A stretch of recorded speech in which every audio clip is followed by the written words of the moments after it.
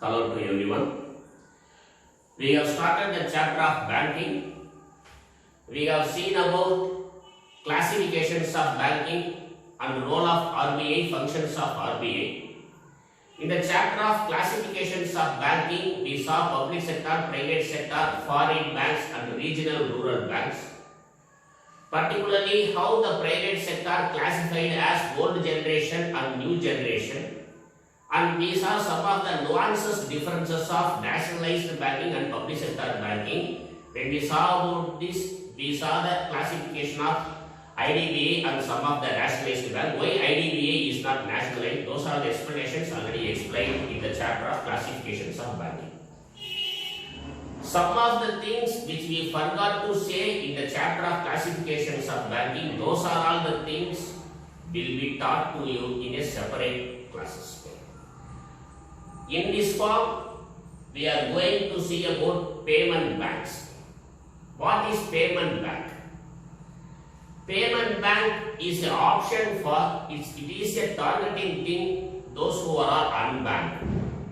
Particularly 60% of rural people, they are not having bank account.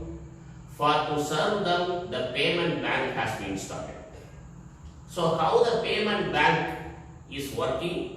And what are all the requirements to start a payment banks? What are all the payment banks which is going successfully? And how the payment banks which is serving the people? First we are going to see the RBI regulations for the payment banks. If you want to start a payment bank, you should have the capital of 100 crore. The payment bank will be started with 100 crore. This is the minimum capital requirement for to start a payment bank. What's the differences we should see about payment banks and commercial banks? How it is differed with commercial bank? For payment bank, RBI has capped the deposits for 1 lakh. If you are ready to invest in payment bank, you can invest up to 1 lakh. Beyond that level, the deposit will not be accepted in payment bank. That is rule number 2, very important thing, particularly for payment bank. From per customer, they will get only 1 lakh. That is the thing. Board of directors also will be appointed as per RBI guidelines. The important difference from commercial bank and payment bank is the payment bank can accept deposits. That is also being capped. They can accept only till the level of 1 lakh. The restrictions for payment bank is they should not lend loans. Lending loans is completely restricted in payment banks. They shouldn't do it. And they can issue ATM card, debit card. They should not issue credit card. That is the most important payment bank because they are not having the right to lend loans. That's why they should not issue credit cards. Like some other banks, they give the opportunity of open SB account and also current account. These are all the RBI regulations we are seeing for payment bank. What are all the famous payment banks we are all having?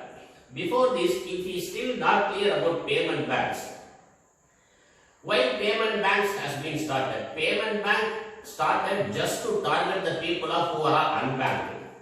60% of rural India people, they are not having bank account. They are all doing things, they are all transacting through cash transactions.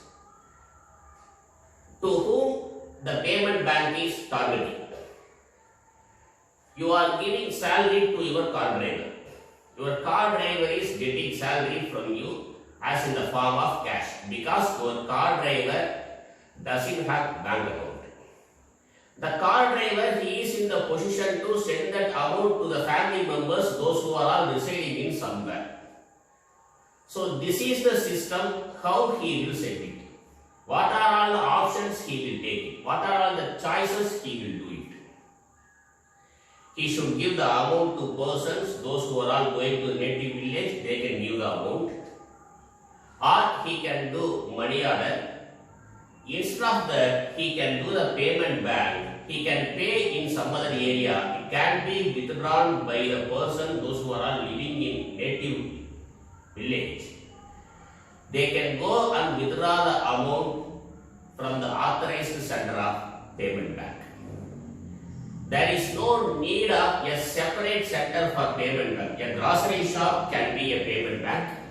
A mobile shop, those who are all selling SIM cards, they can be a payment bank. So it is very easy form of payment bank to target the people who are unbanked. This is the important things we should consider here. The very famous payment bank is Airtel Payment Bank, which has started March 2017. March 2017, the first payment bank has been started by Airtel. Still, it is successfully going on. What are all the outlets? The Airtel which is having, those are all the outlets immediately transformed in the stage of payment bank. They have used that type of strategy, business strategy, and they succeeded also. After that, public sector interfered. India Post Payment Bank. It's a public sector, Government of India. India Post Payment Bank also started. Jio Payment Bank also here. The very famous Paytm Payment Bank also here. Some of the payment bank, those who have surrendered their license to RBI, the failed payment bank systems are Cholamandalam Payment Bank. Those are all the things they didn't get proper profit. That's why they surrendered their license. But the important thing, what we should consider, what we should remind it, the differences of commercial bank and payment bank is the payment bank which can accept deposits, but the deposit should be capped as 1 lakh rupees. The payment banks are restricted to lend loans. They cannot give loans. Those are all the important things we should consider it. And very important matter here is the payment banks also coming under the RBI. Banking Regulation Act of 1949, they will follow it. It is also coming under RBI. It should follow what are all the regulations which is being imposed by RBI. So, the Reserve Bank of India, it has given permission to payment bank. With the support of Reserve Bank of India, with the trust of Reserve Bank of India, payment banks are functioning in our India. The very important thing I have already said about, these are all the matters, how we have deferred payment bank and commercial bank, those are all the things should be considered very well. We will see in next.